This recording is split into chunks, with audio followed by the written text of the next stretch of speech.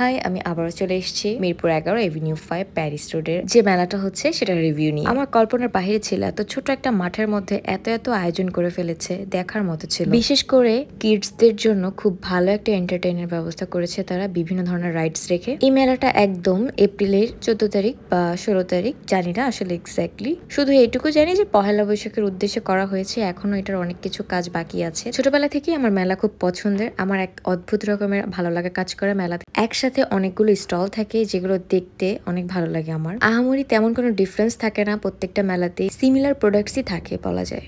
এখানে কিছু ক্লিপস আছে যেগুলো আসলে তেমন পড়া হয় না, তাই এগুলো শুধু দেখছিলাম, কোনোটাই কেনা হয় নাই। যদিও আসলে আমার ক্লিপস পড়া হয় না, আর যেসব ক্লিপস আইটেম আছে সেগুলো একেবারেই বাচ্চাদের জন্য, যেগুলো আমাকে একদমই মানাবে না। এছাড়াও খুব সুন্দর সুন্দর জার ছিল কিছু ফুলের আইটেম যা দিয়ে নাইসলি হোম ডেকোর করা যাবে। কিছু কিনি আর না কিনি, একসাথে এতগুলো স্টল আমার দেখলে সবগুলোতে আমি ঘুরে ঘুরে দেখবই মাস্ট। আমার মেলাতে ঘুরতে ঘুরতে প্রোডাক্ট সম্পর্কে একদম আইডিয়া আছে যে এখানে কি প্রোডাক্ট উঠতে পারে, তবুও আমি এক অদ্ভুত খুশিতে ঘুরে ঘুরে সবগুলো স্টল চেক করি, যেটা আমার একটা অভ্যাস বলা যায়। মেলাটা আসলে খুব সুন্দরভাবে ডেকোরেট করা হয়েছে। এছাড়াও আরো কিছু কাজ বাকি আছে, তাহলে ভাবুন আরো কত সুন্দর করে তারা ডেকোরেট করবে। যাক, এটা একটা ভালো উদ্যোগ। এই প্রথমবারের মতো মনে হয় 11 নম্বরে একটা মেলা হচ্ছে। এর আগেও হতে পারে, বাট আমার হয়তো জানা নেই, কিন্তু আমার কাছে মনে হলো যে এটাই হয়তো প্রথমবারের মতো 11 নম্বরে এত সুন্দর একটা মেলা বসেছে, যেটা কিনা পহেলা বৈশাখকে উদ্দেশ্য করেই তৈরি করা হয়েছে। যদি ভুল করে না থাকি তাহলে প্রায় 3 বছর পর মনে হয় আমরা এই বছরে পহেলা বৈশাখ উদযাপন করার সুযোগ পাচ্ছি।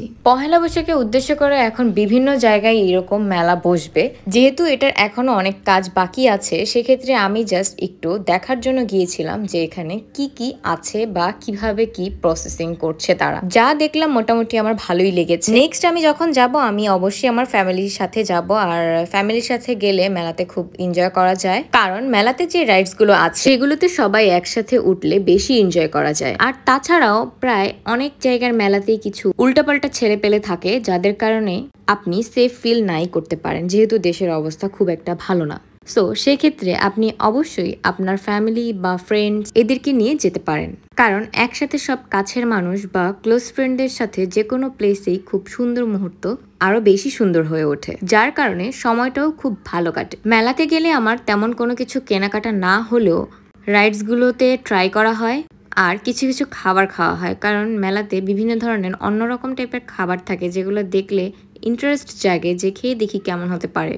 কিছু জিনিসের টেস্ট ভালো, কিন্তু বেশিরভাগ জিনিসের টেস্টগুলোই খারাপ থাকে। আর মেলাতে যে প্রোডাক্টগুলো উঠেছে সেগুলো আপনারা হয়তো মিরপুর বা এর আশেপাশে বা নিউ মার্কেটের আশেপাশে যদি আপনারা থেকে থাকেন, তাদের কাছে এগুলো কোনো কিছু ইউনিক বা নতুন বলে মনে হবে না। প্রায় সচরাচর আমরা সব জায়গায় বা Mirpur 10 hope, new market, Gausia, ওখানের ফুটপাতে যেমন ধরনের প্রোডাক্টস আমরা দেখে থাকি, মেলাতেও সেম প্রোডাক্টগুলোই এখন তুলে রাখে। ইউনিক তেমন কিছুই থাকে না।